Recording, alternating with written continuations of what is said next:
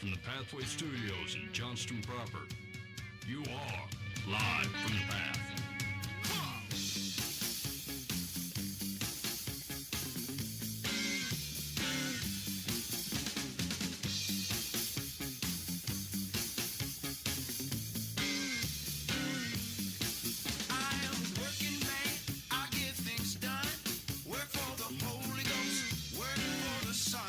And you're listening to Live from the Path. We're coming to you from the Pathway Studios here in Johnston proper. It is delightful to be with you here this evening. All right, so I was recently accused of not washing my hands after I went to the bathroom. Why are you saying this right now? And as a result, now I make a big show of it. Like I walk out of there. Flaunt it out oh, no paper towels this time, friends. I didn't like the accusation, and so now when especially if I'm out in public, I'll take some paper towels with me and still be drying my hands by the time I get out of there. I'll make a real show of it. So people are like, that dude definitely washed his hands. Okay. Glad this has changed your behavior to prove that you wash your hands. Yeah, the truth is, because sometimes I don't. Whoa! Good. No one was surprised by that part of the story. Okay. Hey, Ben, what are we doing tonight? Okay, here's what we got going on the program today, besides creating disappointment in the lives of children of the neighborhood. We've got some bad Christian guidance for the new year. Oh, dear. No surprise there. I've chosen a smattering of articles from our favorite beliefnet.com.org.us, and you guys are going to like them. We're going to see if we get some solid Christian direction for the beginning of the new year. Oh, I love that so much. Also, we were debating before the show started whether it's okay not to like Solomon. Yeah. And so we're going to talk a little bit about that. What's the case against Solomon? How should you react? I think similar questions may exist for David, parts of Samuel, Eli for sure, Moses at times. Or people that have given their kids a biblical name, and you're like, why would you name your kid Lamech? Did you read that story? Yeah, actually, it's like upside down king, friends. It's the Old Testament stuff. Like people are like, oh, I named my kid Asa. I'm like, I don't know. You shouldn't have done that. Most people are not bold enough to name their kid Noah. You know what I'm saying? Like, I've seen it. You see it a little bit, yeah. But like, there's not a ton of Noahs. It's the homeschoolers. They do it. It is probably most. There's a lot of Noahs. I've never met a Jezebel. Nope. Oh boy, I've never met an Enoch. That is discerning. That seems to be the best one. I know. You should definitely name your kid Enoch. Would you call him Eno? Like, what would you call him? Would you say full Enoch all the time, or like? I mean, I can't, because the only other thing I can think of is saying Eno or Knock. Or Big E. Big E? Yeah. That's what you're going to call your kid? Yeah. Mike, don't ever name a child Enoch. Okay. Hey, Big E. Okay. What's up, Biggie Smalls? Dan, do you remember, like the most not normal baby name that you like? Did you have one that you like gave up on, but you were like, I think this would work? No, because if I thought it was obnoxious, I just kind of cast it out pretty quick. So I can't even think of any that stuck long enough to be talked out of it. My wife is a nanny. Yeah. And she has a running list of insane children's names that she hears in the nanny circles and like being yelled at parks and stuff like that. Yeah. Like there is some gold on that list. I'll see if I can grab a hold of the list. Yeah. And then we can go through some of them in the coming weeks, because there's some doozies. Yeah. There's some real doozies where it's like, wait, people name their children that, like straight up like Apple. And yeah. Like, I think Apple Paltrow is an actual child in, like, celebrity world. Yeah. But, like, I think there are also, like, people in the Midwest that are naming their children Apple and, like, Pear and Guinevere. I got two that come to mind that my wife talked me out of. The first was Man, two N's. Man? Like man food. Not even short for As a matter of fact, Manford? I have a picture of Mike wearing a T-shirt that says "Roll Sixes for Man Foost," because I was trying to get my wife to say if I could roll double sixes, then she should agree that we can call this kid Man Foost. Oh, so this was your idea? Yeah. Oh yeah. Man Foost? Okay. Yeah. Two could be Manafort. Could be all kinds of cool names. It could be. You could call him Little Man when he's young and Big Man What's later. up, Little Man? Yeah. I could see it. Yeah. I also Dang it, all right, I'm Hey, totally medium cool with man. this now. Yep. Shoot. It didn't even take that long to get me on this. It's cool. I also felt very strongly about Graves. Grave? Yeah, not grave. The name Graves? Graves. Yeah, Like the plural for grave? Yeah, I thought that's a cool name. Graves You could Foost? spell it you didn't have to say VES. You could do AEVES or something. It could be Graves Foost. No, you should spell it standard so people don't get mad at you. I mean, he could. Yeah. Anyway, Graves or what else did I want? Or, Not wishing sadness on your life, but like here lies Graves Foost. I mean, eventually, just saving the trouble. Eventually, yeah. That's what I'm saying. Like, not wishing sadness on you. And not Graves may make it to 85. You could literally make graves into gardens. Literally. Not to stick along that line, but I also like Ransom. Jeez. Ransom Foost? I want to name my kid Larceny. Okay, now that one Sounds like you're trying to name a boxcar child in 1935. Okay, that one though, it was the name of one of the characters from like the lead character in C.S. Lewis's Space Trilogy. His name was Ransom. Oh, yeah. I just thought it was cool. That was a cool name. I'm just imagining you having twins named Ransom and Battle, and I can only imagine those people actually born in 1935 because I can only ever envision my great-great-grandfather Ransom. Yeah. Our conversations always was centered around what were their first grade friends? How will they mock them? And that's how we always got rid of names. My family never got to have that conversation because it didn't matter what we named our first names. It was always going to be ridiculous based on last names. Yeah. And so Boo was a rough one. Yeah. Buva is a rough one. You can that's never true. win that one, especially in the Philippines. Actually, I'm kind of curious. So if you have, I don't know, what baby names, if you're of the age and life of which you've named babies, what did you reject? That you're like you were serious. I was serious about both of the Graves and Ransom and Man. I'm not All three of surprised by those that at I'm all. in. Yeah. So anyway, hit up that Live from the Path complaint line, 515-517-0085. Call or text. I wanted to name my baby what? Stephanie. That's not wild. It is, though. I've met I find Stephanie's to be 50-50. Yeah. Yeah. just on whether or not you like them as a person. Yeah. Whether or not they're good people. They bring a lot. You know Yeah. what I'm saying? Yeah. I know. Here's what To I'll all tell the you. Stephanies out there, we're 50-50 on you. I know a few Stephanies like right now that are good people, and I knew Stephanies when I was in elementary school that were good people, but then there's like a middle section of Stephanies. It's a weird period of your life where agrees. Stephanies were rough. No, we had the same conversation. Like we're gonna name him Fred, whatever. Like, oh no, I knew a Fred. That's You true. know, you always go back to people you knew with Right? the name, and you're like, we can't do that. Think about this. Yeah. There's a guy named Brandon that I went to school with when I was like in second grade, and he ruined Brandon probably for multiple people. Yeah. Dang. Yeah. There was He was not a good Brandon. there was a depreciation of Brandons Yeah. because of this dude. The Depreciation of Brandon's is an awesome band name, by the way. That is awesome. Anyway, Okay. So anyway, that's what we got going on the show this evening. I'm gonna go. Let's hit up. You guys, Buva, 1, 2, or 3. middle of the road. Let's do 2. Okay. 4 reasons. Oh, what the heck is all this? Never mind. You asked me 1, 2, and 3, and then went straight to 4 reasons. Okay. Here it is. 4 reasons God is keeping you single. Oh boy. In your marriage. What? Whoops. Oh, no.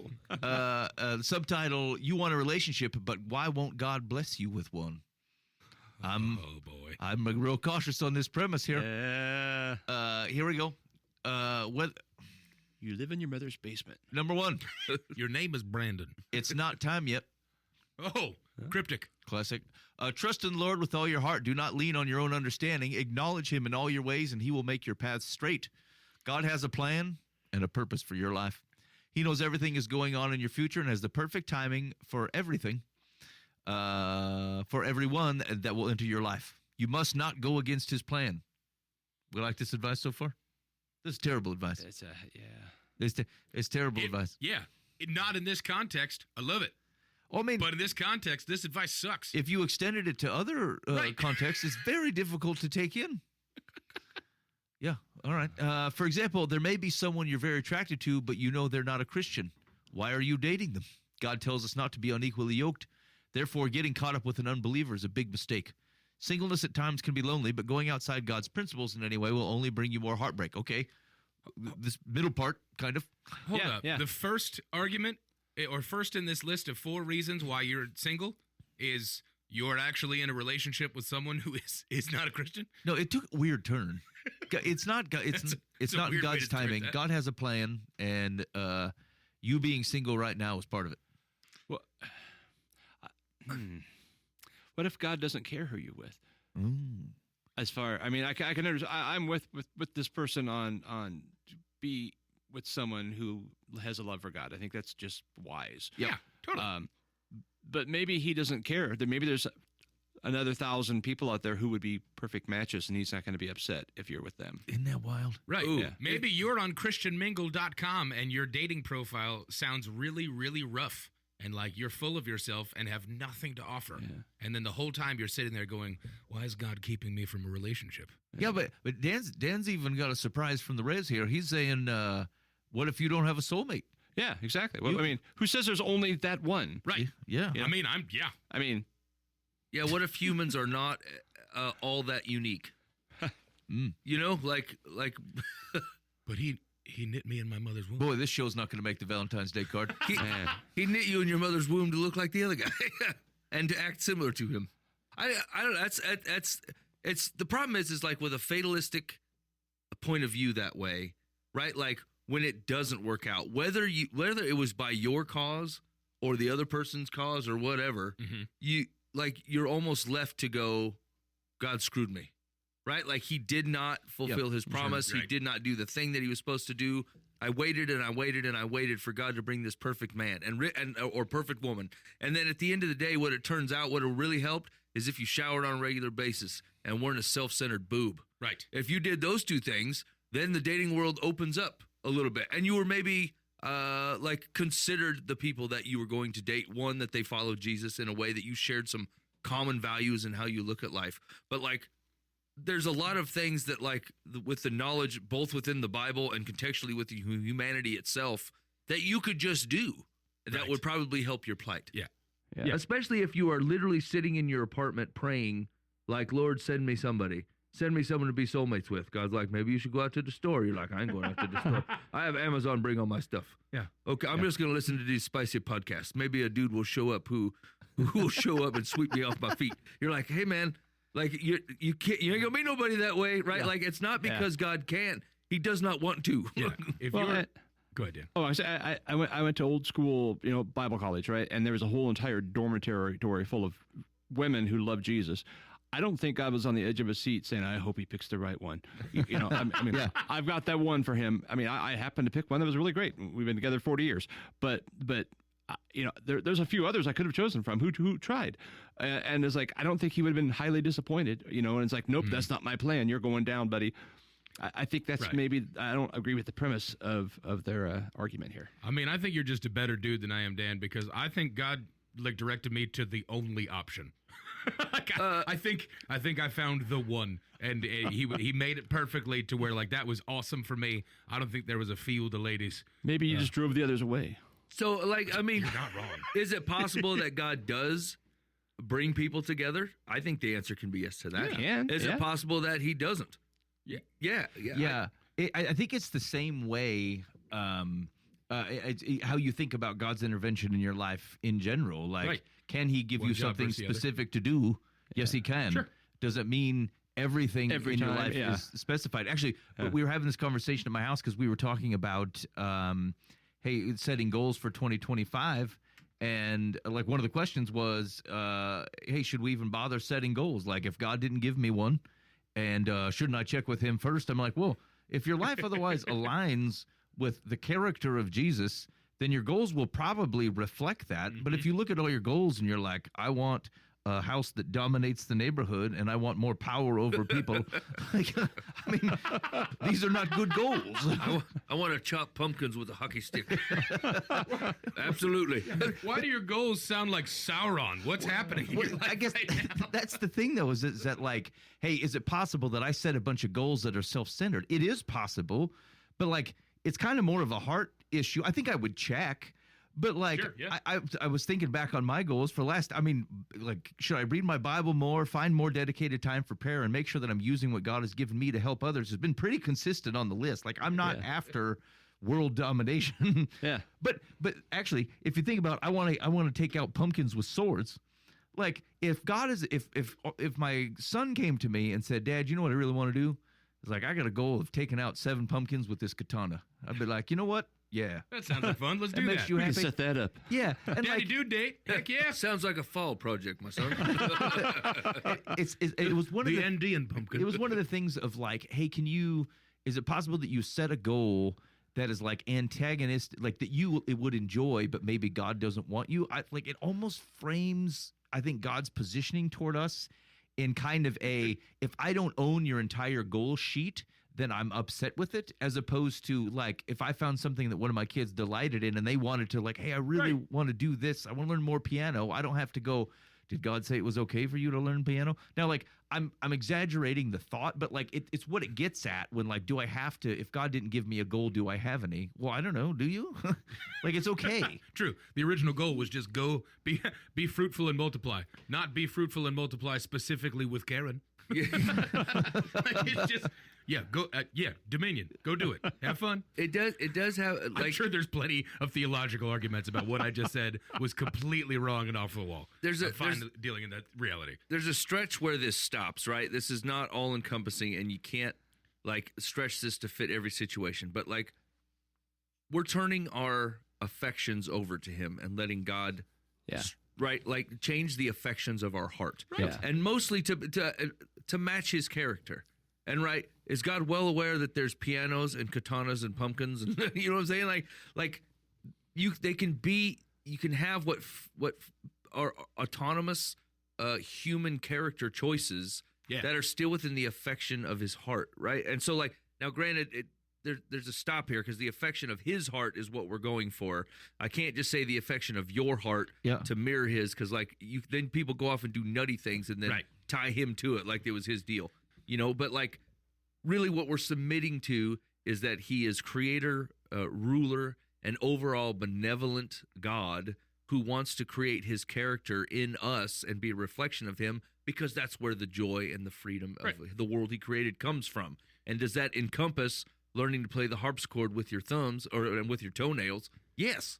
Yeah, it does. Right? Like if that's you got time for it, and you know, you're otherwise submitting to what Jesus has, and your kids are loved, your spouse feels appreciated, and you're helping the folks.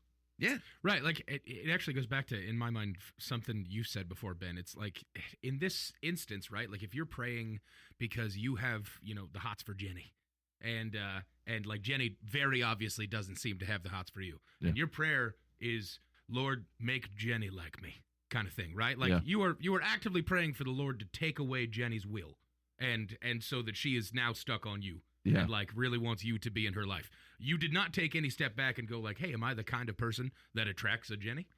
Or that is best for Jenny? Is best for Jenny? Like, am I going to be a good, honoring person to Jenny that's like the right person here? Most of the time, people, and this certainly myself here, and I'm calling myself out here because for years I prayed the whole single man's prayer kind of thing. And rarely did I take a step back and go like, Lord, can you help make me into a person that deserves to be, or is the right person to be in a relationship? Like, Lord, allow me to be a good enough man so that I can be loving to one of your daughters and honoring to them. Yeah. I prayed that when I was in my right mind sometimes, but most of the time I'm just sitting there sad and angry because I'm like, man, this is ridiculous. Yeah, I'm a real smoke show. Right. Where's these gals at, Lord? I look in the mirror every morning and go, this is what the Lord made today. Right? And like, I never thought to myself, maybe a bunch of gals don't really care about the difference between 4th and 5th edition Dungeons and Dragons and how the mage class went to this and blah, blah. Like, it's just like, I never looked at what I was doing for me, nor was I ever really subjecting myself to go, God, what is your will for my life? I was very much just praying like, God, grant me my prayers or I will be angry at you. Yeah.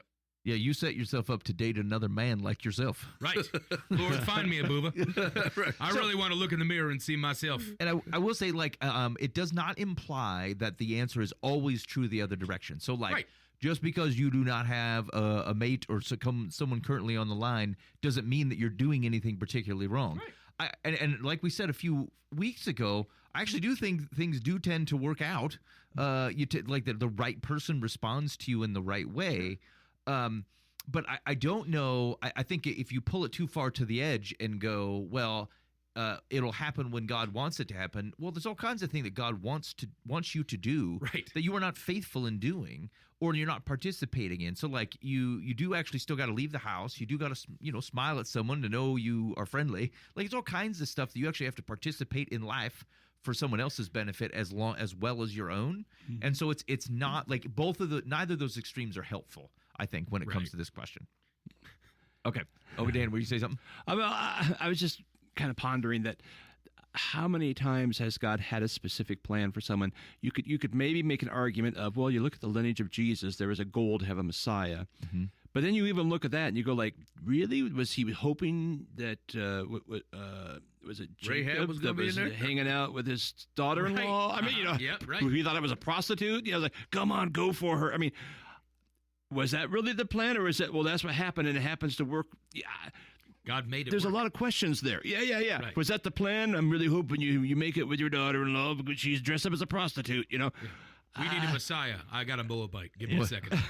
I mean, Yeah, and like the same thing. Like, would Israel been able to continue just fine in their relationship as Yahweh as their king with judges? Yeah, probably. They asked for a king, they got one, and yes, Jesus comes through that. But did it have to be inevitable in that same way? I don't know. maybe that's why it took so long. Right. Maybe, I don't know. I mean, just saying. Multiple exiles and lots of Yeah, it's kingdoms rising and falling. And oh, Lord. Yeah. Number two, there were 4 reasons God is keeping you single. Number 2, God isn't, Satan is. Oh, gosh. Satan will do whatever he can to prevent a Christian marriage from developing because he wants to bring people far away from Christ.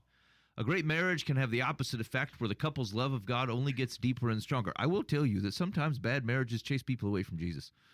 And so I think that the opposite of this can be true, where like you marry a person, the marriage doesn't go very well, and there's some semblance of somebody saying that they follow Jesus. Like they'll leave the person and walk away from the church and the dude Forever. or the lady at the same time. And so I'm not sure this is always true that direction. Marriage brings glory to God, so it's no wonder Satan would want to sabotage it. Spiritual warfare is something to consider if you struggle in your relationship with others. Does Satan whisper in your ear frequently, telling you to give in to temptation? Satan cannot make you do anything. Rather than try to overpower us, he works in more subtle ways. The devil's desire is to tempt us to sin and then to shame us for sinning. Maybe he tells you it's no big deal to lie to someone, or not an issue to start talking to someone who is bad for you. This is weird. Do you think that maybe your brokenness would say all those things too, by the way? Yeah. Like you just being a human being and like you are selfish by nature. And so, of course, you're going to lie. And of course, you're going to go for things because you try and take everything into your own power. Well, I mean, you're also protectionist by nature. Like you don't have to feel pain if you can, like, so you tell yourself different things. Like, Oh, sure. Yeah, right. Yeah. So either way, I would not jump to the Satan is like Right. trying to keep me from marrying. Not that there are always bigger fish to fry, but there are bigger fish to fry. Yeah. Also, it gives Satan a lot more credit, right? Not omniscient, right? Not all knowing. So Right. at the end of the day, going, I thwarted this. Maybe, possibly, I think I stopped it. You know what I'm saying? Like they were going to be a good, godly marriage. I can't see into the future, but I'm pretty sure I really got in on the ground level of breaking this up. If you see this trend in Christian proposals where they're like, he asks, and then the lady goes, I do. And then just all of a sudden the dude turns around and is like, suck it, Satan. You can't get me no more. I wouldn't put a lot of stock into this particular one. All right. Very interesting one. Now, don't get. What had just happened, Mike? Mike says, but Beelzebub.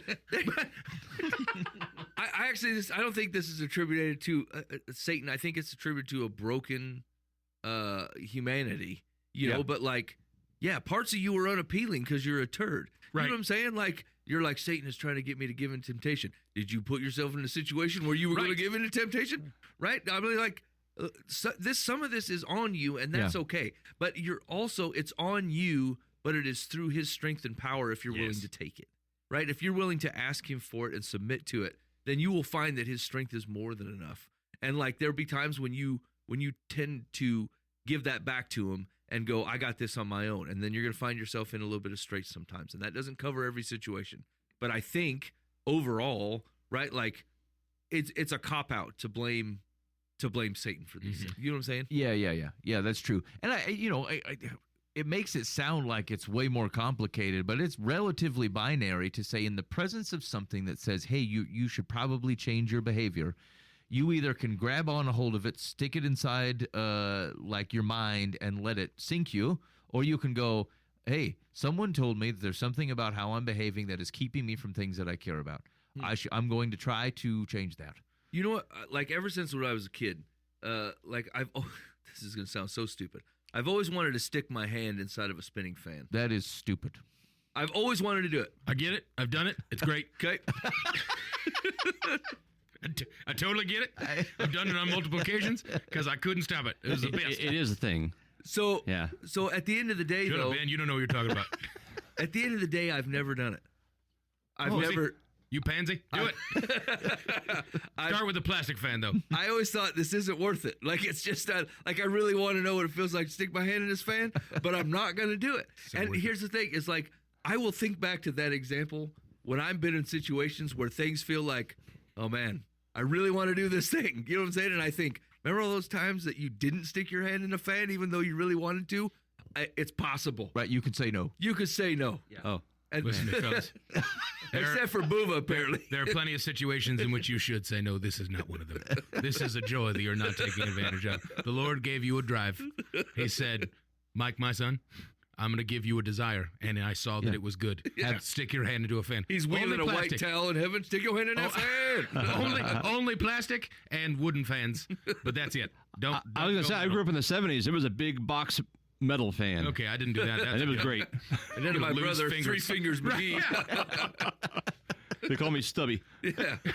What's the matter, sir? Were you in the war? Yeah. Yeah. A war with the blades. War with the blades. Oh, that sounds biblical. Me and my buddy Graves were in an abandoned house. We had a best friend named Ransom. Listen to me. You tell me 2 brothers named Graves and Ransom aren't doing something in the world. Something. Yeah, and it's not good. Oh, it's good. Graves and Ransom are not bringing Jesus to people. They're vigilantes for Christ.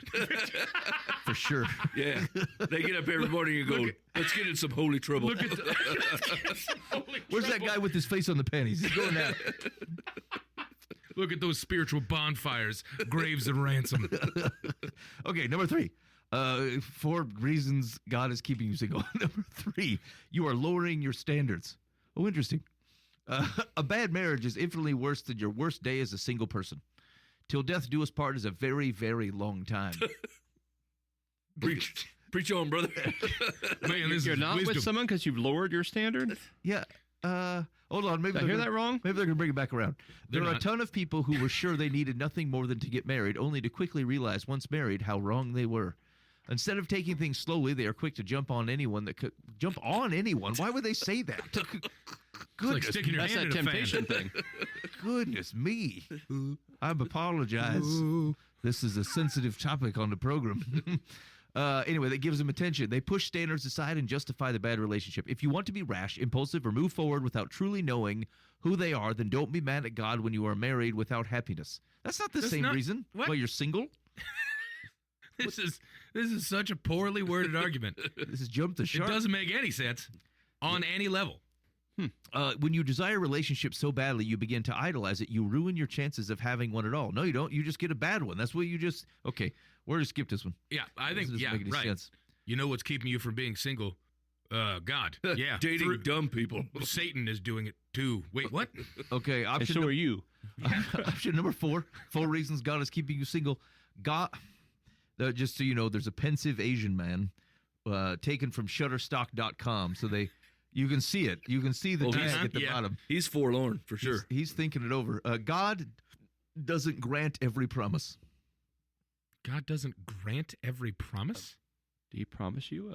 Yeah, I don't. That's weird. You mean grant every petition? Yeah, that would be better. But if it's a promise and he doesn't grant it, then We're I all promised Then a we're special in person? rough spots believing in him. agreed. Like that's kind of the whole point of the faith. It's Pretty rough for Jesus. I have faith that he's a promise keeper. Yeah, this one's this is a theology turner. This one. Here we go. The Lord promises us peace and joy with him. However, he does not promise us a removal of all desires every time we ask for something which we are while we are here on earth. Desiring to be married does not mean you will marry any more than desiring to be healthy or believing you will be healthy does not mean you are not going to get healthy. It doesn't hurt, but it doesn't guarantee. What the heck? I'm gonna be honest. I have no idea.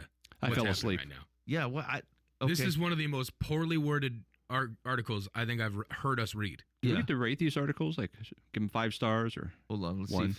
see who Do we have an author? Megan Bailey. Megan, I'm so sorry Okay, all right. that Hold you chose this profession. Okay, that one's out. We're gonna do that. Listen to me. It's okay. It's not at all. God is not mad at you or something because you're not married. Right. Now, but it is possible that you are single for things that are within your control. Not all of them are like to the depths of your personality, but if you're not meeting people, then you're not going to meet people. If you're not actually showing people that you might be interested in them, it's harder for them to be bold and show that they're going to be interested in you. And so you got to take some chances, take some risks. You got to be among folks to find folks. And so those might be my encouragements. It's possible God has a specific thing in your life. I'm not sure that's a normative pattern. But here's the thing. If you knew it, then you probably wouldn't be stressing over this question a lot. You'd be like, I kind of wish, but this is what God has for me. And that's like Mother Teresa wasn't fighting it because she's like, this is the thing. If you are overall doing the things, right? Like you're taking care of yourself, you are submitting to God's characteristic of what a spouse would be, like you're in a place where you can be in a loving relationship and give for all those things, right? And it's just not happening. Like, your father is a loving father who likes to give good gifts, right? So like that I would trust him with, right? But like I think it's the short-sightedness that goes, it's nothing I'm doing. It's either as a result of Satan, Satan's interference in my ways, or me lowering my standards, which should have stayed high. Like none of that article said, here's anything about you that you can improve to make yourself more palatable to living a whole life with somebody. Yeah.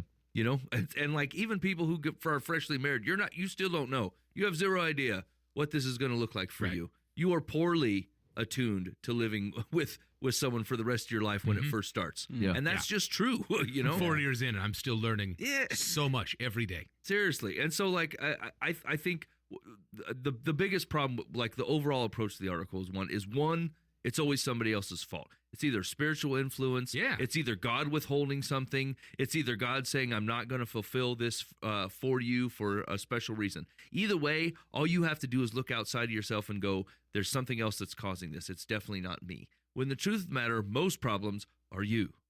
That is just true.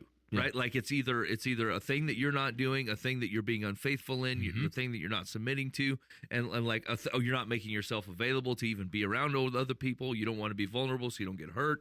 All the things, right? And so like it's just misleading because you could run off that article for 5 years and go, I'm still the same guy, and yet nothing. Satan is really coming after me. Or you could have been in 15 bad relationships, and then the opposite is true. The situation where you go, God keeps putting me in bad relationships. And this is I'm just mad at him for that now. I think he loves you. That's what I think. And I think that if you will submit to a God that loves you and trust and hope within him, he is not withholding a spouse from you just to hurt your feelings. Yeah. And I mean, it doesn't hurt to remind you that people tend to be attracted to people who are attracted to them. I'm just saying, it creates a soft spot for someone. They might not even notice you, but if they feel like you might like them, you become a little bit more attractive. And so feel free to share your feelings. Be bold. Ben, 7 tricks to being more attractive. Find them attractive. Did you know that magnets pull together? Yeah. Where's my reverse Uno card? Just telling you. Do you find me attractive? No. What if I told you that I find you attractive? Do you find me slightly more attractive now? Yes, I do. Dating guys with Ben. Oh, categorical intrigue. Now, I want to know. Go ahead. No. Oh, is this author saying the whole entire Catholic Church is satanic with all their priests? They did not mention that part. I mean, none of them are married. Yeah, that could have been part of the unsaid things. That was number 5 on the list. You are Catholic. Yeah. Number 5 reason why God is probably keeping you single. You're Catholic. You're a Catholic. You made a vow. Yeah. Okay. Let's see here. This is going to be just as good. No, okay. We're gonna skip one Discernment. because it gets around kind of the same How attractive, topic. Ben? But let's do 10 self-destructive thoughts 10? to eliminate to be happier. It took us 30 minutes to get through 4, and you want to go for a 10er? We're going to burn them. We're gonna move. Here we go. 10 self-destructive This has thoughts. potential. Oh, we're going to burn them. This could be good. Number 1, turn your life around today. That's self-destructive? This has turned your life around today? Okay. This claims to be self-destructive. Let's see what it says. Your mind is a powerful tool. It can make you, or your mind can break you. Weird. It is responsible. Stop coming after me, man. It is responsible I own you. for your raw emotions and without even knowing it, you may have unknowingly become a glutton for punishment. If these behaviors are left unchecked, it can lead to destructive decisions that can keep you from achieving true happiness. But you do have the ability to refrain from indulging in self-destructive activities. To get started, that wasn't number one. That was just because I was trying to figure that out. it was like a subtitle. Yeah, the top 10 things to stop doing. Here's all of them at number one. Really weird. Okay. All right. Things to stop being self-destructive. Here we Don't go. be self-destructive. Number one, self-destructive thoughts. Too much pride. Remember, no man is an island unto himself. Welcome the help from others in any shape, manner, or form to thrive. Any shape. Disagree. Disagree. I am the best. This is very far into welcome any thoughts into this. Don't be full of yourself, but that doesn't mean that you need to let everything in. No. That was weird. No, we discern our way through these things. Help claims to be, bad help claims to be good help. Fellas, this is why we don't write articles, because our top 10 would just be don't be an idiot. Yeah. Stop being dumb. Get out of your own way because you're stupid. Okay. So, But you guys are saying it's good to be proud, No. prideful. No. Don't be so prideful, but that doesn't mean let every other person's thoughts in. There has to be a level of you don't have to hate yourself. Yeah. The argument here seems to be don't be prideful, let all thoughts in of everyone else and allow them to help you in all situations. I know you guys have seen this in a corporate environment. The current corporate culture thought is to bring in a bunch of people and they will eventually suss out the best of what the room had to offer. Mm-hmm. And really what happens is there's two people that should be having a conversation and 8 other people muddying the waters. Oh, yeah. And making it take a really long time. And then also by the time the best decision had come out, because the 2 people finally hashed it out, they've also agreed to do 4 of the things that were unnecessary to appease the other 8 that had no business in there. Yeah, you could make a whole job of being the guy that walks into that room and goes, "You ate, leave." you're out of here. Yeah. Yes. So that's the problem with this advice, right? 1,000 people will offer to claim to help, but their motivations matter. A lot of people want to help you because they want to be the one that helped you. Or they'll help you in the wrong way.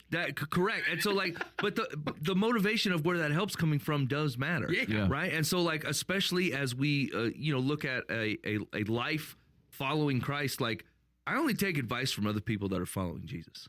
Right. I only actually tell there are 3 levels of knowing me. The people who follow Jesus know the top shelf level, right? They know all the stuff about me. They know it's all the questions I ask them. The B-level people, I do love them, but they're just things I'm not going to discuss with them, right? Because I don't need their input. Not that I don't want to be their friend or don't want to love them, but I just don't want their advice. It's not helpful. Yeah. Yeah, the cost of having a seat at that table and to have an opinion that I'll listen to is you got to show some fruit. Yes. You got to show good fruit. Yes, we have fealty to King Jesus, and I only do that because I've seen him work in so many awesome ways. I would be a fool not to. So as soon as that line's drawn, I love you, I appreciate that you love me, your advice doesn't matter to me. I'm apathetic to it completely. Thanks for being in my life. Yes. I'm not going to listen to you. I'm not. So the open throat that says, welcome the help from others in any shape, manner, or form, that's too far. There is something, though, here about it is self-destructive to not listen to input from anybody else. Right. Agreed. You do not have the market cornered on just about anything. Yeah. And here's the thing. Even if even everything you do was totally righteous and good and the best way to go about it, if other people are not taking it in that same way, you still have to modify. Right. Yes. I don't know, you can't be a prideful island. I remember Mike told me this one time because he threw something I would say back at me. Is we were, I think it was at the church or something, and we weren't getting the responses we expected from some event or something to sign up for. And I'm I communicated this thing 10 times in 3 different ways. People are not responding to it. And I'm they kind of suck. And he's you suck. He goes, wouldn't you say that regardless of the fact that you've done it 10 times in 3 places, you're obviously not doing in the right way in the right places, otherwise more people would respond. Numerous doesn't mean effective, Ben. And I said, well, yeah, and it's pretty natural to go but I tried very hard, and that may very well be true, but it doesn't make it effective. Yeah, right. And so but either I can blame all the other people for not responding the way I expected, or I go, maybe I should change myself in something I did. This is the exact question the Democratic Party is asking itself after the election.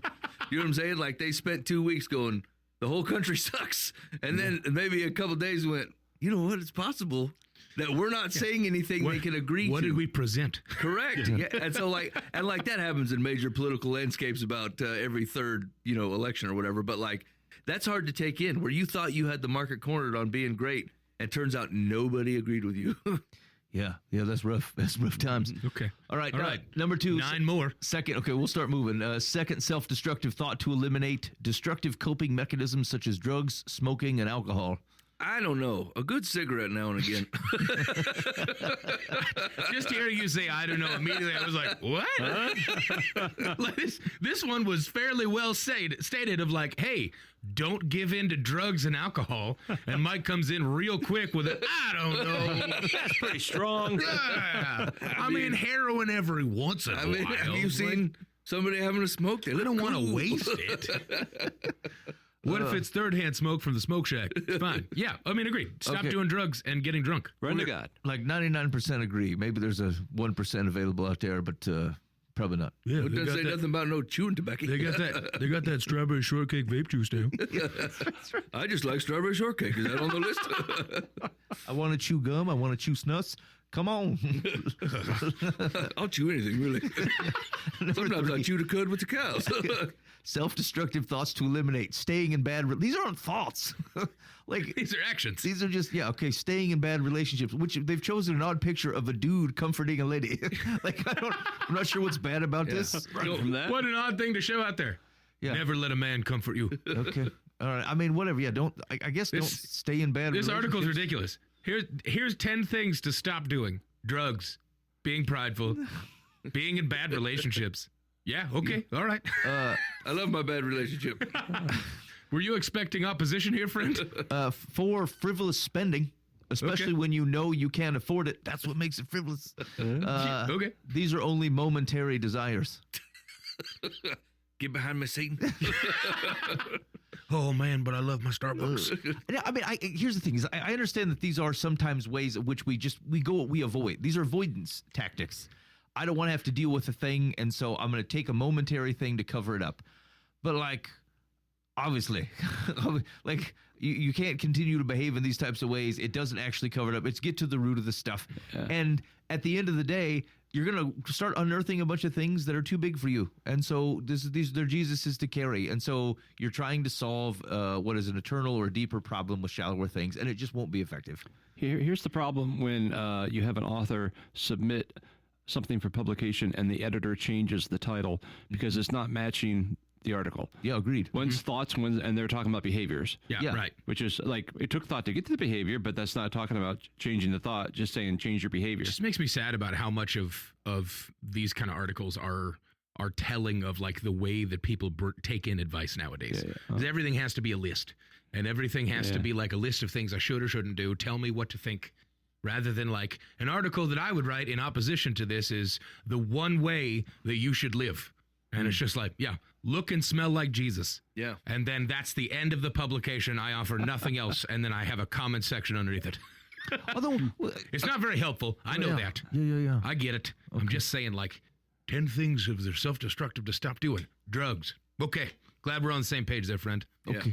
Here we go. Number 5, guilt.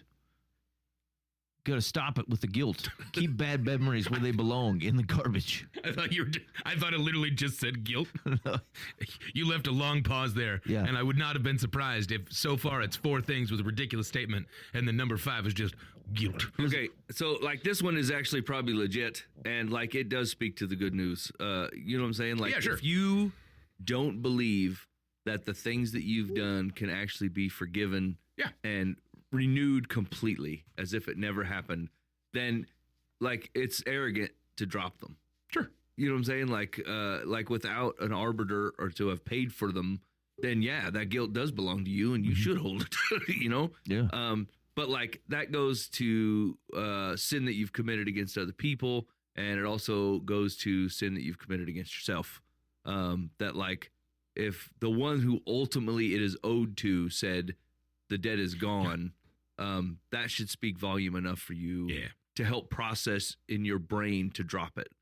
And so like guilt it's not like an emotion or a response that is unknown to God, right? God's not like, I had no idea that they would feel a way Right. about this. You know what I'm saying? Like, it's a mechanism in which way we were created to like help highlight when you have done a thing that you should not have done, you know, or that has weight to it that you thought did not. And so, like, yes, it's there as a repentance trigger mechanism. Right. And you should use it as such. Yeah, you can have a broken heart for things you've done. Yes. Absolutely. Like broken and contrite heart. Totally. Yes, bring that, not just sacrifices. But like when that leads to a shame cycle of because I hate myself so much and I'm so broken in sin and lost and all this different stuff, God could never forgive me. All that leads you into is more sin and shame. Like, that's all it does. Whereas God comes in and goes, no. Like, you should have your heart broken for what breaks mine, which is your sinfulness. However, it's gone. Yeah. Like, it's done. Allow yourself to feel that. Confess that sin to me. Let me take that from you like I already did. You're not hopeful for something that's going to happen in the future. You're thankful for something that's already happened. And let's move. We've got work to do. Yeah. Agreed. Okay. Number 6, keep on making the same mistakes. Wait a minute. All you had to do was not keep making the same mistakes. My life is a wreck. Why'd you wait till number 6 to say this? This seems like a golden ticket there, Charlie. I've been going to the Great Clips for years. Bowl cut, baby. Yeah. Okay. Yeah, I got to eliminate that. Hey, Stop. listen, I've had people give me this advice. Hey, man, I really messed up. And they're like, you should stop doing that. Yeah, like, right. I hear you. I hear what you're saying. Yeah. I obviously came with that already, or I wouldn't have seemed so sad about this situation. Hey, I keep making mistakes. Woohoo! Number 7, 10 self-destructive thoughts to eliminate to be happier. Instant gratification. This is when you only think of the immediate future without considering the long-term consequences. This is not true. I tell you what, every Reese's peanut butter cup I ever purchased. Okay, I thought the same thing about Long Johns. Yeah, I delighted in that. You could be talking about 3 things. You could be talking about the type of underwear, you could be talking about the type of donut, or you could be talking about Long John Silver's. I could be would not talking be about- surprised by all 3 of those. Although, I'm being real honest about your life and what you might get instant gratification from. I believe it could be any of those 3 things. I'm going to tell you, though, like, I used to work construction, and, like, I thought I was going to work outside all day, and it was dead of winter, so I put on some Long Johns. And then they're like, no, man, we changed it. You're going to go inside and work in the hospital all day. And boy, that was the most uncomfortable day. Those Long Johns were way too much. These are Long Johns. But I thought, where am I going to ditch these Long Johns? Like, I'm going to have to go into the bathroom and then basically get down to my nothings. And then, like, I'm like, I'm just going to keep them on. And it was so uncomfortably hot with these Long Johns on. And I was like, I'm never doing this again. Just the level of crisis you were in because of Long Johns. Didn't It's have children for 4 fantastic. years. Oh, it was so bad. I thought I'm doing bibs. Always. I will always add to my base layer. I will never, supplement my base layer Just again. imagining your autobiography and you writing the story of the day the Long Johns bit me. Chapter 9's Swamp City. Swamp City, the tale of the Long Johns. Oh, man. Oh, I hated that so much. Okay. All right, instant gratification. I mean, I guess. Yeah, I mean, I get it from the if like everything in your life is categorized by instant gratification. Sure. Like if you cannot possibly see past the immediate decision in front of you and only making the ones that are comfortable and immediately gratify you, yes, that is a problem. That doesn't mean that you can't have a Reese's peanut butter cup. This is why I haven't stuck my hand in a fan. You know what I'm saying? It seems like it'd be, You are missing out on the instant gratification of stopping a fan blade with your hand. Power. Like the members of myself, I grab them. I thought it would overpower and chop. Now, No, hold on a minute. never. Hold on a minute. Mike, haven't you ever, like, replaced a ceiling fan? And had Yeah. to stop it. Yeah. Well, yeah, but I didn't do it when it was running full bore motor. Pansy. I clicked it off and then I stopped it. No, you stop it. Haven't you, to move his point, have you ever changed it for the seasons? You changed the direction? Yeah, Not why it's running. Why? Oh, yeah. Instant gratification. You're missing And out. the button on my fans is below the blades. No. No, every time I've ever seen it's above. It's up in the tank. You see- I've lived in many houses. I may not have worked on said I houses. know ceiling fans. If there's anyone in this world that knows ceiling fans, it's a Buva. I'm closest to it. I'm using it more often because I've lived in apartments and I don't really care that much about the power That's what I bill. was telling you. These are apartment ceiling fans, Mike. Yeah. Yeah, you just All right. bam. Flip. Yeah. No. Let go. Yeah. And then No. it may go as you stop it. Like it may growl at you, but you tame that beast, Mike. You aren't deterred by a little purr. I just Let that- No. No, I've never done it. Stop the fan. No, you got to shut it down and let it as it's on and spin down. Then you missing can out. stop it if you want. Okay. All right. What's next? Number later in the list is second guessing yourself. Hold on. This is an exhausting, tiresome, wasteful activity to indulge in. I mean, maybe. No, it's not. If you made a terrible decision, second guess it. Good job having wisdom and discernment, I friend. do this all the time. I am not sure about just about anything I've done all day. I mean, I think there's plenty of space for like, hey, have confidence in yourself and make decisions. Like that's a space that you can live in, but it doesn't like just flat out stop second guessing yourself. What if you went the wrong way down a one-way road? And then you went, oh, crap, I'm going the wrong way down a one-way road. Guess second and flip a Yui and go the right way. You don't just steam ahead into traffic. This is a right sizing of the way you live your life. Every bad thing that's happened to me has almost always been a result of me not second guessing myself. And so there's no way that past performance doesn't get to play in to current, availability of ideas. Jog on, friend. I don't know. I'm married to someone who second guesses everything, and it can be paralyzing. Sure, as yes. well. And I think that's what they were talking about. Fair. And there's definitely space for don't second guess all the situations. Have confidence in yourself. I want to have toast. Have I should enough have pancakes. forethought that you don't have to second guess yourself, right? But like if it's it can totally be crippling, and that's completely fair. Okay. When we go to a restaurant, this kills me. Oh gosh. I love this woman. Said the man with the long johns. I'm just every time we go out to eat, my wife she's the adventurous type at these restaurants. Yeah. And I'm like, listen, Give me the scampi. if you order something wild, there's literally a 50-50 shot that you're going to hate it. Yeah. And then you're like, man, I wasted my money. I always order the same thing or some kind of dependable dish that I will know that I enjoy. And she refuses. And like, my mind can't get there. Like, I am not willing to take the risk of a new dish because I don't want to be disappointed at the end of the meal and go, well, that was a waste of money. So I'll always buy the thing. A French dip is pretty solid most places. Yeah. And you can cover it up in a lot of au jus.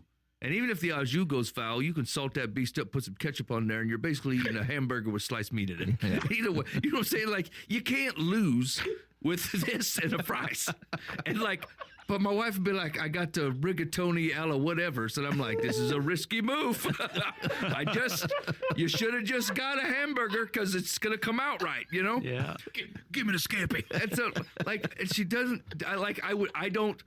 I never second guess myself in these areas. And she has to do it all the time. She's like, man, maybe I shouldn't have got this, whatever, peanut butter a la tortellini. I'm like, yeah, you shouldn't have. You should have got the hamburger because it's going to be right. I actually have the exact, I'm more likely to try something that I've never had before. Yeah. But I'm never mad if it's not good. I just go, well, that's what it tastes like. What a mistake. Yeah, totally. I threw away a whole plate of Szechuan chicken recently from a Chinese place. It was gross. Like, it was nasty. And my wife was like, do you want to try some of mine? I was like, no, you eat your food. I'll go cook myself something else. And I threw away $14 worth of gross chicken. I was mad. Yeah. But I was like, I'm still all right with making this decision. I tried it. You don't know. Now I know. Wait a minute. Now, this is the thing. It's like, how can you compare restaurant to restaurant if you order a different dish everywhere you go? If you get a hamburger everywhere, then you can be like, that hamburger was very delicious. I'm just imagining you starting a blog that says chicken tenders across America. And it's you going to every chain restaurant that you can find. Chili's, chicken tenders. About 2 points below Applebee's. Okay, Dave Portnoy of the chicken tender world. Friggin' ridiculous. Entry, Olive Garden, no chicken tenders. No chicken tenders. They suck. Left immediately. Yeah. Took 2 minutes on my way out. We actually we didn't follow through, but we made a goal one year to try all these chicken strip around the area because they're all made differently. Like some are Yeah, totally. Some places had it like in Captain Crunch is their and we're like anyway we were reading all the different things like we got to try because they're very different. Yeah. But then your typical chip. Yeah, I have a book called Hamburger America by a guy named George Motes that's literally just like he tried hamburgers all across the country. He gets and it. all this different stuff. And every time I go out of town, like I take that book with me and I go to the restaurants that I'm driving There you past. go. And it's awesome and it's really cool. But that's not what you're talking That about. is what I'm talking about. George Motes knows how to King, eat a burger. Oh, he started a hamburger shack like in downtown New York. Like it's a cool deal. That's not your situation. Yeah, it You're is. like, how could I tell if the Hardee's does just as good of a job as the Arby's if I don't always get the hamburger chicken I tender? order a hamburger at the Chinese restaurant. I don't get Of course Chinese you do. food. You walk in and be like, I'm sorry, do you have hamburger? I get it from the Mexican restaurant. Everybody else is ordering all kinds of stuff. I'm like, Yes, I'd like the carne torta. I'd have the kids' hamburger, please. This feels like you would bring your own pre-made peanut butter and jelly Yes, sandwiches right. and go, hey, will you bring this out for me? No. I don't trust that you don't I have want to the PB&J. know how they cook the peanut butter and jelly. That's the thing. It's like you got to compare apples to apples. It's not how restaurants work Okay, at all. Here's the deal: don't make a life out of second guessing yourself. But I mean, a little bit of, hey, are you down the right Yeah. road, or should I really eat a hamburger from this Mexican joint? Yeah, These every are fun. time. These are Evaluate your decisions, but Yeah, don't yeah, second guess yourself. reasonable. Yeah. I tell you Always. what, Dan. I just between you and me, we're not talking to move anymore. I got one of those at my place too. You weren't even mentioned. and she says things like, "Hey, help me make this decision," which is only a springboard to for her to choose the opposite of what I said, Right. because there's no confidence just because I said it, said it right. quickly. And she goes, "Why didn't you think about it longer?" I said, "It's a very easy decision. This is decision." Well, like I don't think you thought about it long enough, so the opposite must be right. You know, It's terrible. when it comes to restaurants, I heard one time that if you're on a date and you've got somebody that you're going with that like only eats the same thing every single time and you're the more adventurous eater, you can help them by ordering the thing that they always order, and then they can then be adventurous and order something that they didn't normally order so that they can go back to their safe space if they didn't like it. No. And I did that one time Yeah. at the Cheesecake Factory, which I don't know if you know the notorious deal with the Cheesecake Factory. They have 817 menu items, first and Yes. foremost. Yes. Second off, I ran into this, and the safety pick of this person was the chicken teriyaki. Mm-hmm. And so I got that. And then they ordered something else, and their adventurous order was probably just like the orange chicken, and it was crazy. And then she didn't like it. But I sat there with this chicken teriyaki, and what I had not found out was that the chicken teriyaki had bones in it. Oh. And so I ate a big old piece of this chicken teriyaki and then had a chicken bone in my mouth. And I had to figure out how to spit it out into a napkin. But I was young enough, and it was very seldom that I ever like enticed a woman to go on a date with me. Yeah. So I ate a chicken bone because I could not figure out how to spit this thing out with some class yet. Like very, very like 19-year-old boova. I had no idea how to be on a date, and I had no idea how to have class. So my classy nature ate a whole chicken bone. That I just was like, this is good living. It's not pertinent to this conversation other than picky eaters. So there you go. Actually, what I thought of when you were saying that was if my wife ordered a hamburger to put me in my safe space, there'd be two people ordering hamburgers. Like, you ain't gonna bully me around. I'll get that hamburger anyway. I'll get the hamburger and then you get something else. Guess what? Dose hamburgers. What I've had happen many times is I'll order something different, and my lovely bride will order her normal thing, and then she'll take a bite of mine and she'll go, I like yours better. So she'll end up eating my fun thing because then she's really bored with her meal, and I'll eat her boring meal. And Yeah. this happened way too many times. I was gonna say, this sounds like happiness in marriage, Dan. Yeah, you do what you got to do. I took the opposite advice. I defensively order mushrooms on things to keep my wife away from it. Can I get extra ruined it. shiitake on that, please? I say, I sure did ruin listen it. here, this is a free country, and this is all coming out of my wallet, and you can order absolutely anything you want. You can order two things for all I care. Right. Yes. But I'm going to put mushrooms on this thing, so you stay away. This is mine. This is in my area. These are waffles, sir. Mushrooms. My wife and I start off, if we're doing an adventurous eating date thing, we start off with like either we're going to eat our own food or we're going to share. Like we have to set that expectation at the beginning. Like, hey, let's go to get a couple things we can share off everything, or I got my food, you got your food. Stay away. Has that been violated? No. You kept to it. No, we've kept to it, but I will tell you the moment I realized that I love my wife was when I ordered, for the first time when I lived out east, they don't have Culver's. Yeah. And so we came back to the Midwest. I got a triple butter burger with bacon. Yeah. And I was real excited about it. This woman, as I'm eating this bacon cheeseburger that I hadn't had in years, reaches over and grabs a piece of bacon out of the sandwich and just snakes it out. And then she had not mentioned that she was going for this. She wasn't like, hey, baby, that bacon looks good. Can I have a bite? She just went, meh, and then snaked it and then ate the piece of bacon. And when I tell you that, like, the previous 27 years of my life came rushing into me of like, you are a man. And you will not stand for this. This is not how this world works. That was your bacon. And then I went, I got a choice to make. I got to choose marriage or this is a booba world. I get my bacon. And I just looked at her. I was like, did you enjoy that? And she goes, yeah, it was great. And I was like, I'm so happy that you enjoyed And then I slapped her hand. And I said, never again. And I went, no. And she loves that story. She was like, I knew he loved me then. And I was like, were you testing me? Was that what that was? Ridiculous. My heart grew 4 sizes that day. Yeah, I was no longer the bacon Grinch after that day. Okay, there were 2 more. One, being too critical of yourself. Yeah, that's not worth it, man. Like, I tell you what, I swear, not only people are too critical of themselves, but they cannot be talked out of it. Yeah. I'm just, listen to me. Sometimes you don't take yourself in right. Totally. Yeah. And I guess it's very frustrating because it's like it's willful. It masquerades as humility. Mm-hmm. It's not. It's self-deprecation. Yeah, and I get there's a protection in it. I kind of understand that. There's like hey, I don't want to seem like I'm inflating myself. It's fierce. But like it's the same problem whether you inflate yourself or like wrongly or deflate yourself wrongly. Like let's just deal in truth. with what we have. Yeah, right. And like I get this from one of my daughters like about not using the mirror. She's like, I don't look in the mirror. I get up, I just walk out. Like I do not use the mirror for any reason. I haven't found a need. Because here's the thing, like it is what it is. I literally just had this conversation with my wife yesterday. Yeah. Like what am I gonna do? Primp it up? Like I got to deal with what I got flat out. I'm a really normal looking fella, like straight in the middle looking guy. Wow. And it is what it is. And so like, but I'm not, I don't avoid the mirrors like, oh, I can't take it in. I can take it in, but I don't go, ooh, I got to take it in twice. I don't know how to do that either.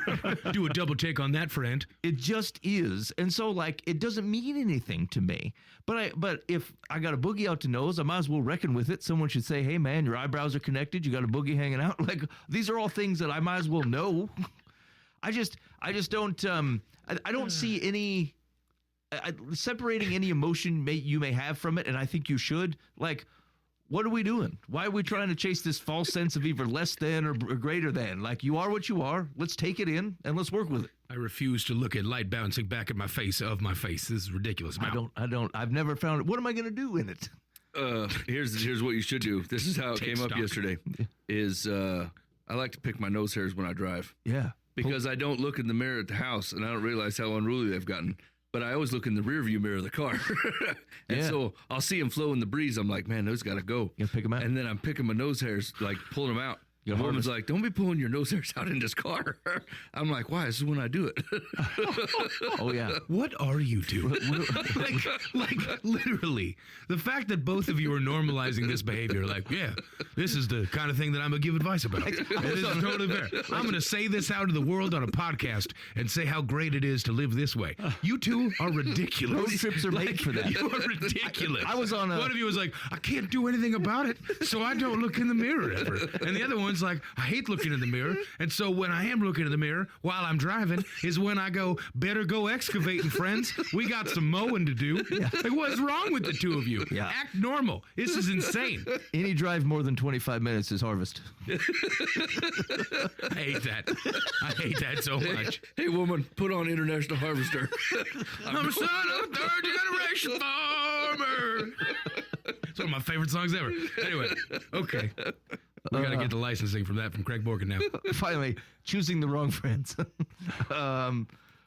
You know who they are. Yeah, 2 of them are in this room. I get it. I was away from this for 9, but I made it my way back in on 10. Because your nose looks like Woodstock doesn't mean you got to come after me. My nose looks like Woodstock. Do you mean the bird? No. Or do you mean like it's in the event that happened in 1969? Yeah, the long flowing hippiness of it. Don't take the brown acid of my nose? Is that what you're saying? That's disgusting. All right, you're listening to Live from the Path. If you have any additional thoughts Oh, the country. What are you? about the 10 things you shouldn't, I don't want to hear about it. If you have any reaction to this article, you just keep it to yourself. We don't want to talk about it anymore. You're listening live from the path. All right, we're gonna see if we can deal with this quickly. Is it okay to not like Solomon? Why do you potentially not like Solomon? Okay, so what's happened is I haven't recently read First Kings. Yes. And so I had this, not deified by any means, but like this real perspective, or like stuck on the wisdom of Solomon and the splendor of Solomon and the glory of Solomon, like all this different stuff.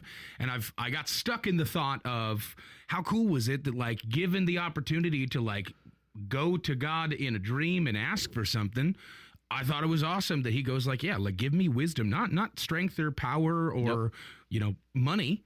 Just allow me to govern your people. And what an awesome thing to do right after he becomes king. Like, this is an awesome situation. And then almost immediately, when you actually read the story that's happened in First Kings, friggin' like Solomon then goes like, hey, we're going to build God a temple. It's going to be awesome. But you should check out my house. It's going to be real nice. Like, it's going to be awesome. And then immediately goes into like, and then he allowed his wives to come in and like build more temples for other gods right outside of Jerusalem on the hill to the west. It's like, come on, man. Like, and then it just goes rough for a long time. I just feel like I skipped past all of those parts and only remembered it was really cool that he asked for wisdom and Solomon the wise and what we get from him from Proverbs and Psalms. It's great. No, what? This dude sucked. Well, he is referenced throughout Scripture as like having the wisdom of Solomon. Right. Yeah. Like, he pulled out this one thing that God specifically gave him and said this was the best thing to know about him. And then everything else about him was poor, and he set up Asherah poles, and he did not raise a kid that was going to follow Yahweh. And he's not anybody to look up to. Right. And like his dedication to the temple was really awesome. Like, a lot of great prayers that he's bringing up, like, reflect some earlier great prayers, that were said about the kingdom of Israel. Like, there was good things, but it's just like, holy cats, man. Like, I don't know why. The real thing I'm running into is how often I remember just a fraction of a story. And then I get a real big thought in my head about how I'm supposed to live my life. And then I go back and I read the thing again and I'm like, oh, crap. Yeah. I've been doing this wrong the whole time. Yeah, Solomon, he's no good. He's Well, but the thing is most of the Old Testament is that way, right? Like, even all the examples we think of, and you're like, man, I mean, they have such glaring, they're not good archetypes. You know what I'm saying? Yeah. Like they're written that way, like to show the work that God does through them. Sure. That we can pull out. But like, yeah, Solomon as a whole, like, even with all the evidence he had of who God was, like, it wasn't enough for him to keep it on the straight and narrow, Right. Yeah. Okay. So is it okay to go? Besides the fact that he is referenced as wise, I think it's kind of like thinking about David after God's own heart. Yeah, like, right. It doesn't imply that every action David took, God is okay with. No. Yeah. And Solomon was not. I mean, obviously he married hundreds of ladies, and so Right. this is not wisdom. Yeah, built a house for Pharaoh's daughter at the same time as he's building a house for the Lord. Yeah. So I think it's all right to be like, I don't care for that. Yeah, and taking the step back and like answering the simple question, yes, but like also read your Bible closely. Like, it's super easy to grab a hold of like the patriarchs and a lot of the big name stories and then forget some of the really rough things. And it's important for the context of like how good God is and what he did through rough people over and over and over again to create a family that brought glory and his name to all the generations and nations of the earth. Like, it's important to read all that stuff. Do not read your Bible too fast. Mm-hmm. I was kind of skimming through Hebrews 11. I thought he doesn't really show up there. I was like, well, he's called a hero there, but he really isn't. But he, these are human beings, fallible human beings. Totally, so yes. like, as y'all said, it's like every character you look at had human flaw, and as do we. Right. But there's some things we can learn from them. But yeah, we tend to we tend to have this Hollywood romantic version of all the Bible heroes. Same with Moses and Abraham. All the Sunday school lessons that everything's great, and when we don't get the nitty gritty stuff. Yeah. And until you become an adult and you read the story, and you go, oh, Noah. Yes, Yeah. right. Yeah, exactly. I got the children's Bible version of Noah, and then I'm like, oh, crap, some rough stuff happened with Noah. And then Jonah. And, like, it didn't end with Jonah and the whale. It didn't go, and then Jonah lived a great life and did wonderful things for the Lord. I mean, I remember like just the first time I really looked into, Abraham, Isaac, Yes. Jacob, the 12. It's like, that's major dysfunction in those first 4 generations, like major dysfunction. And I'm like, oh, I thought that was like the perfect family and the Messiah came from, and I Hold want to your be breath just like until them. I was like, Abraham I don't lies want to be about like his them at wife all. Yeah. Yeah. Every one of the patriarchs. Hey, what do you think about your wife? Which one? Yeah, which one are you talking about? Oh, that's not like my her wife, servant. that's my sister. Yeah. And I don't let my sister near my food. I order mushrooms. Slap. No. No. Okay, I think we spent too much time on bad articles, so we're gonna have to pick up Romans 12. Yeah, Is it next 13. week? 13. Okay, so Mike, we got advice on Dear Life from the Path. Dear Life from the Path. My mother-in-law has a habit that makes me sick to my stomach. Oh, dear. When we are out to dinner with her, she frequently asks, "Can I have a taste of that?" And then, without waiting for a response, she'll stick her fork or spoon into my food and take a piece of it. This is your mother-in-law? It nauseates me when I try to eat the rest of the serving. I don't know how to deal with this. She is very sensitive and easily offended, and I've always had the feeling she doesn't like me and doesn't think I'm good enough for her son. Wait, who's sensitive? The mother-in-law. I think it's the author. Dan, the article will speak for itself. Despite Dan's pleas, I have asked my husband to nicely ask his mother to stop doing this, but he refuses because he doesn't want to insult his mother. What? When I told him it makes me sick to my stomach, he asked if I ever actually gotten sick from eating food or used utensils have touched, and I had to admit that I have not. So he said, then where's the harm?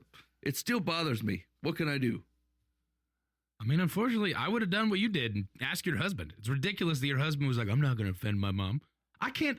If my mother was eating the food of my wife, even though she is like told me that she didn't want it to happen, I will have that conversation with my mother. Come on. That's an endearing thing. She's not being, it's just, she's taking a bite. Yeah. I'm going to taste that. But the flip side could be, oh, come on. She just doesn't want you to eat her food. Like on both sides of that works. I think it depends. Okay, so I think when there's a recognition that different people do react to this differently. So of my 4 children, there's one specifically who will not drink or eat or anything after anybody else. Yeah. She'll take, like, if we got something that the family's going to try, like a drink or something to try in the car, she'll take a drink and then not touch it again. And so nobody else in the family particularly cares. And so, like, knowing that, unless you're trying to intentionally antagonize her, you wouldn't go about doing that. And so I think it is there is a bit of a lack of sensitivity. Like, it does bother some people in ways that may not bother you. If the mother-in-law is easily offended, I feel like it will take very little effort to go ahead and offend her and tell her stop on it, like, knock it off. Yeah. So you think you should use this sensitivity and easily insultedness to your advantage? Yeah. Oh, that was a rough way of putting it. No, he tried to bait the hook and I took it. Like, You showed attraction. Yeah. He was like, I find you more attractive. it is not a virtue to be overly sensitive. Okay. So she spies over with this spork of hers, and you go, whoa there, Hagrid. Whoa there, Hagrid. Yes. Yes, insult your mother. I would say, look, it grosses me out. Let me cut you some off or something. Like, I think that's fine. What if you just said COVID a couple times? COVID. From the back. I got plenty of good ideas to help with this problem. Yeah. Hey, anyway, I'm not saying I don't have tuberculosis. I mean, just leave it at that. It's also weird that she like asks and then doesn't wait for the answer. I wonder how true that is actually, based off the person saying it. But To be fair, you said that she doesn't really like you anyway. I mean, I'm not really sure where the deficit is. I'm not saying the person that's saying to her mother-in-law, "Don't eat my food," is a sane human being that makes great decisions all across the board. Like, she sounds very sensitive of her own self. There's probably a lot more to this relationship that she's not talking about. She's just letting us know about the very specific scenario in which she doesn't like their food is being taken. So I think there's a recognition of the uniqueness of people in two different places. So if you're the person who does not like the mother trying some of your food, just recognize that might be unique to you. It's not crazy that someone wanted to try your food out. Yeah, right. I think to Dan's point, like if how she grew up is important with that. Maybe that's the way that she's always eaten at the table with everyone around her. yeah, so don't overreact and act like this woman is some sort of like debased scavenger. Yeah, my mother-in-law has herpes. Yeah. And then she always tries to eat off my plates, and it makes me uncomfortable. Why? Took a weird turn. How Okay. dare the two of you tell me that I took a weird turn? No, sir. Nose hair picking is not the same thing as the herp. Not the same. I mean, the herp made it weirder too. My mother has herpily, and I do not like that at all. Anyway. What comic book did you just create? Anyway. Please. Okay. Yeah, wasn't that a Greek hero? It's fine. Sidebar question. I'm sure. Oh no. Okay, now I repent of what I've done. I repent of what I've done because I did this. Okay, hold on. Sidebar question. Have you ever had? First of all, if you ordered a hamburger, she can't come over with a fork and steal it. So she'd have to pull it off your plate and two-hand it. That's true. I think that's way more difficult. Defensive ordering. I only want handheld, sir. Yeah, hamburger and fries. And they go, but sir, you get two sides. You're like, double fries. Oh, you can steal fries. That's what I was going to say. You can have one of my fries. You can take fries because it doesn't involve a utensil. Yeah, It should be easy stop to take eating in. pasta that's one homogeneous serving of Yeah. all the same thing that's touched Or itself. soups. Yeah. True. Okay, yeah. soup's gross. I don't know if I would share soup with somebody. Like, something about a casserole makes me think that, like, or a noodle dish, it just touches us the food. But, like, when you put a spoon that's been in your face into someone else's cesspool of a bowl, then it's just migrating throughout the bowl. That's like, true. then it's a bacteria slough. And then the whole thing is gross. Yeah. I don't think you could share soup. It's like Jason, why does your wife only order Cheez-Its nowadays? It's very confusing. it's like bathing in the same water. That's Yeah. gross. Yeah. Don't throw the baby out with the tomato bisque. So, long story short, first of all, Dan finds this behavior endearing. This old woman that types food off people's plates. But you don't do that to a stranger generally. So you're saying it's a compliment. No, it's someone that you're comfortable with. If someone's comfortable stealing food from you, I don't know if you're. Apparently, she's not comfortable with it at all. So maybe she really does like her a lot. Yeah. She's showing how much she loves her by constantly eating her food. This feels like the equivalent of an uninvited back rub. Ooh. A Biden. Yeah. That's right. You got Bidened. She's smelling my hair. How you like that, Dan? Is that your favorite now? Is it? I've changed my mind.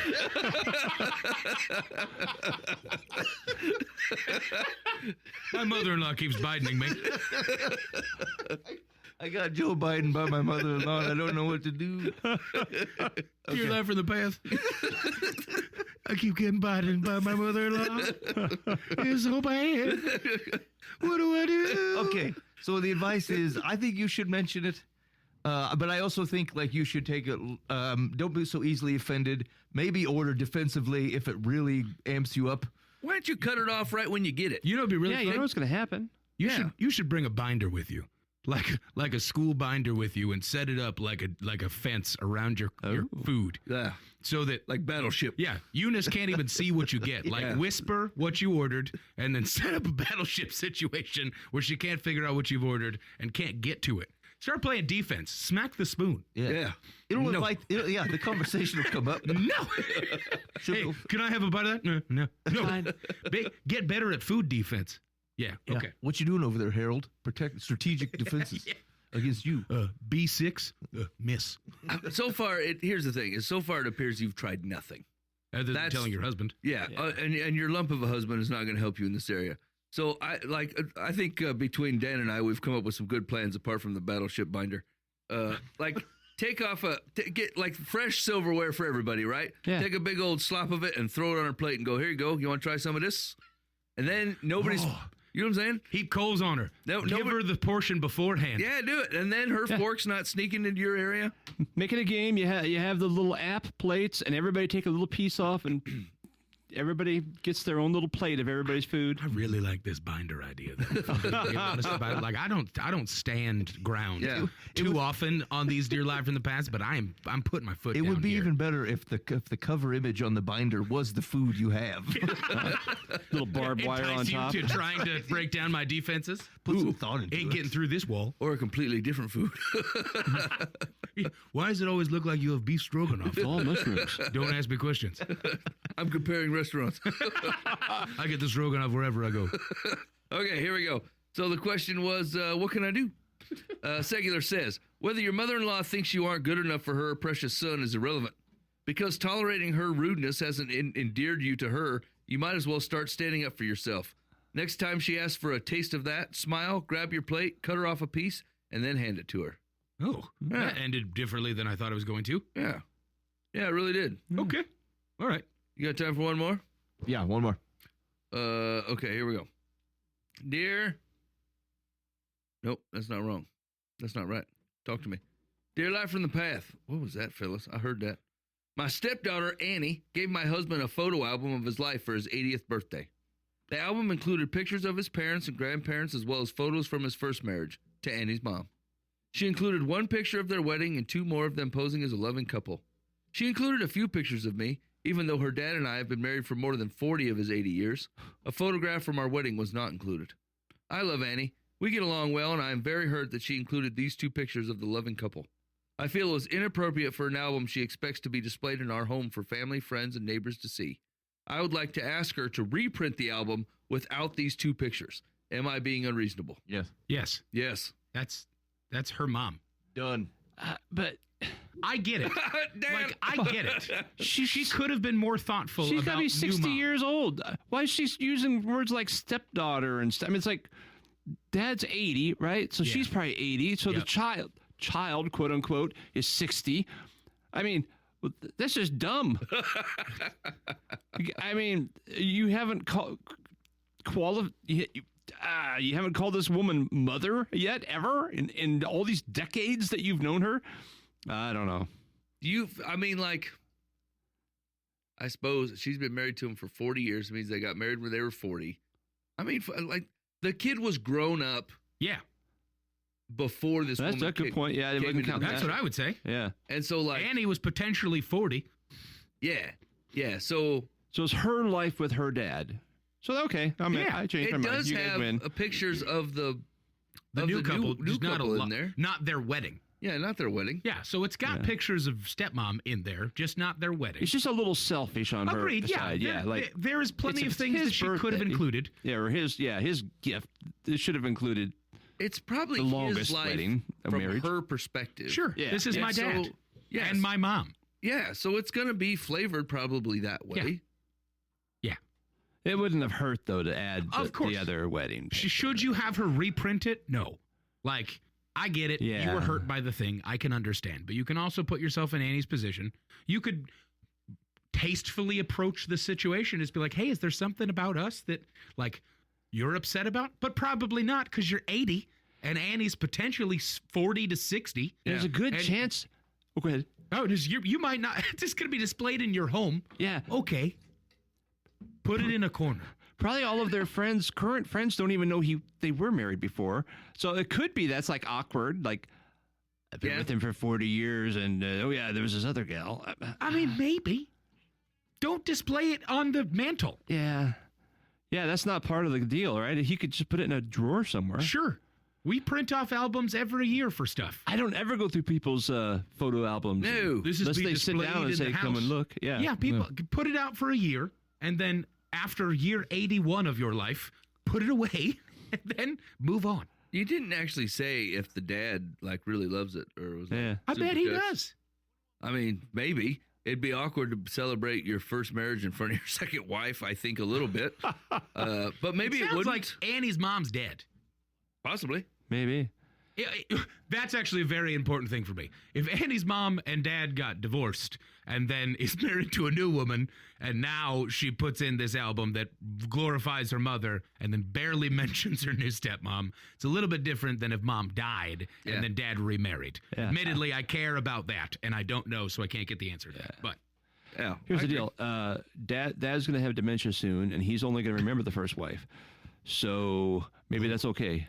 Yeah. make a second album. Yeah, make an album that you wish it looked like. I know this all seems really silly. It's if it was targeted for the daughter, and these are memories of which mean something to the daughter, then it's not your business. What's the gift to the dad? Yeah, it's a gift from the daughter to the dad. Oh. So daughter gave to dad an album about his life, and their new home. wife is saying, "Oh, it seems like you're celebrating his life and not very much of me in it, even though I've been in it for 50% of it." Yeah, It's heavy. Yeah. Like I can totally understand why you're hurt, but I don't know if we need to go as far as to go, "Now, Annie, I would like for you to reprint this album and do the work again and add." Or she didn't even say add me. She said take the two photos out, if I remember correctly. Yes. So like take the two wedding photos of your mother and father's wedding out. Yeah. Yeah, I don't think you want to do that. Like, I think that it will have consequences that will really make the rest of your relationship very awkward. Yeah. It's just the juice ain't worth the squeeze.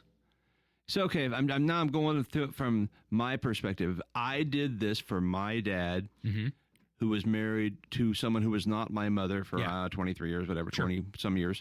He was married to my mom for 28 years, so actually longer. Sure. But still, I would have only probably included his current situation. Like, Okay. he was not with my mom anymore. Sure. So for whatever reason, I don't even, it wasn't for me to know. That's just, he moved on. So why would I bring that back, even though that was, I see what you're saying. yeah. I suppose unless it was like you said, like she had passed or Then something. that's like different, yeah. Like it was It's a a death. happy time and it was just, it ended Yeah, because sure. of that. He Yeah, loved I her imagine- dearly, and Yeah. First wife passed away and he got remarried. yeah, then that would be fair then. Yeah, like But then she shouldn't be my dad passed threatened. away. Why would you be threatened? Right. Yes. If it was a death, I think it was a divorce. Yeah, my dad passed away and my mom was going to be remarried. Yeah. And like we looked at like if my parents or if my mom was still around, I very much would have included my dad in something like this. Yeah. I probably would have been a little bit more thoughtful to include Pat, if I'm being honest about it. Yeah. By By the way, that's the one you're currently with. Sure, but I don't know if I would go as far as thinking, oh, it's going to break her heart if I didn't include their wedding. So I can totally understand why it was a miss, but it may have been malicious. I just don't know. Yeah. But regardless, I don't know if I would go back to Annie and go, I need you to reprint these and take out the two photos of his first marriage. Yeah. All right. Secular says, the question was, am I being unreasonable? Secular says, because you have a good relationship with Annie, explain to her that you felt slighted when you saw the album and why. Explain that you would like to be able to prominently display it if she would please either have it reprinted with the addition of a couple of photos of you and your husband together or with only the wedding picture of her parents. This shouldn't be difficult to do. That's not true. This is a freaking pain in the butt to make. Or you could just put a couple 8x10s of your wedding Totally. on either There's side plenty of of it. ways to reconcile this that doesn't have to be a situation Yeah, where that's it's true. awkward. And, That book's not the be-all, end-all No. representation of your yeah, family. it's not going to be displayed at Dad's funeral. He's still alive right now. Like, yeah, there's plenty of ways around this. Okay, you're listening live from the Path. Thanks for hanging out with us on this lovely evening. If you have any feedback on the show, please hit us up on the Live from the Path Bob Eisenhower complaint line, 515-517-0085. Call or text 515-517-0085. We love to hear from you. And that, I think, any other feedback in addition to what you might have named your kid if you could have gotten away with it. So we'd love to hear from you. I don't know. We'll probably be back in the studio next week. In the meantime, be faithful in the means. God will handle the ends. You've been listening to Live from the Path.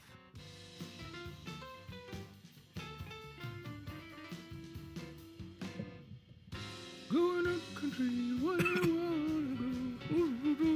That's going to be stuck in my head for the next week. I haven't heard that song since the last time I watched Forrest Gump or whatever.